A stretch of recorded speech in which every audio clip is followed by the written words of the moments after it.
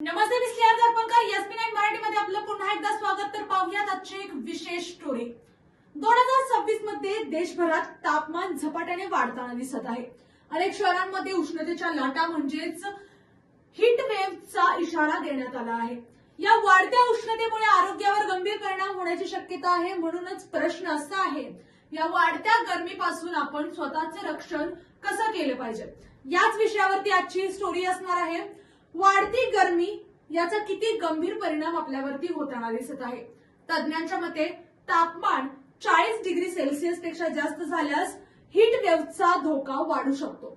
यामुळे dehydration, heat stroke, चक्कर येणे आणि गंभीर परिस्थितीत जीवितावरही धोका निर्माण होऊ शकतो.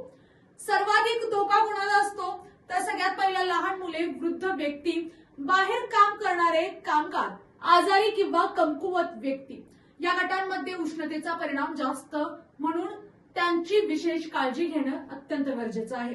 तर काय काळजी घेतली पाहिजे? भरपूर पाणी पिणं गरजेचं आहे. तहान लागली नाही तरीही सतत पाणी पिणं गरजेचंच आहे. दुपारच्या उन्हात बाहेर जाणं टाळा. साधारण 12 ते 2 किंवा 3 या वेळेत सूर्यप्रकाश सर्वाधिक तीव्र असतो. हलके आणि सुती कपडे घाला. लूज हलक्या रंगाचे कपडे शरीराला थंड ठेवतात. डोकं झाका. बाहेर पडताना टोपी असो, स्कार्फ असो किंवा छत्री वापरणं खूप अत्यंत महत्वाचं आहे. आहाराकडे लक्ष द्या.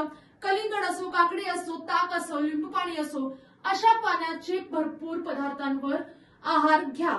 त्याचबरोबर हीट स्ट्रोकची लक्षण ओळखा.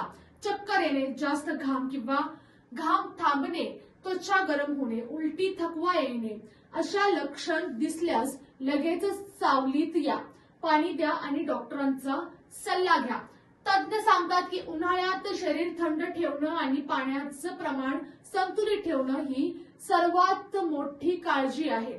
त्यामुळे वाढती गरमी ही केवळ अस्वस्थता नाही तर एक गंभीर आरोग्य समस्या बनत चालली आहे. म्हणूनच योग्य काळजी घेणं आणि स्वतःसह इतरांचीही काळजी घेणं अत्यंत महत्वाचं आहे.